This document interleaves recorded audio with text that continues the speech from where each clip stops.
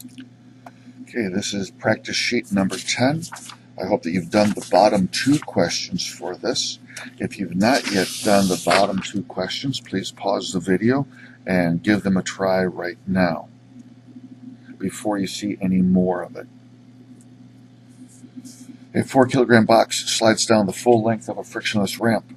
At the bottom, it ends up moving at 2 meters per second. How high is the ramp?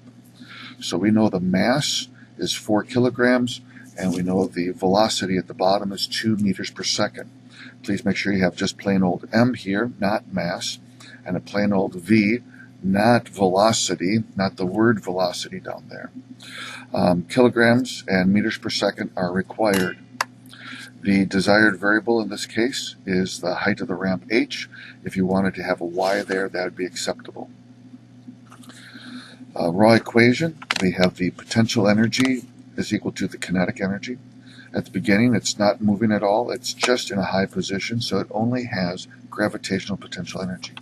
At the bottom, it has no height at all anymore, so there's no gravitation, but it is moving, so it has kinetic. If you don't want to start off with that, you can start off with this version, mgh equals 1/2 mv squared. We have the phrase for the gravitational potential and the phrase for the kinetic energy.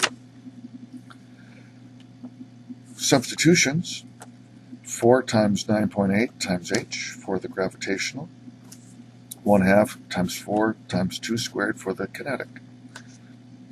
If you do your math right, I hope you get 0.205 meters.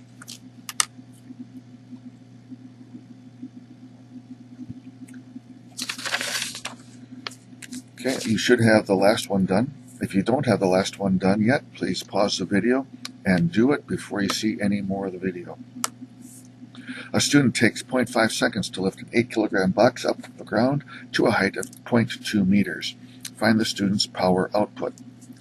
So the variables that we know are time, t, equals 0.5 seconds, mass, m, equals 8 kilograms, and the height, h, is 0.2 meters. If you wanted to have a y here instead of the h, that is acceptable. The desired variable is a capital P, not the small p. The raw equation, a lot of people had the small p momentum equals mv in the past, and that'd be the wrong way of doing it. Make sure you have the power equation, change in energy over t, or if you want, since we know that the change in energy here is gravitational, you could have the capital P equals mgh over t.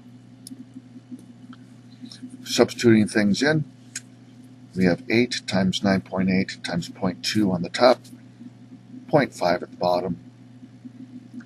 Do that in your calculator, you should get 31.36 watts. Make sure you have capital W, not a J, not an N, watts for power. That's the end of practice number 10.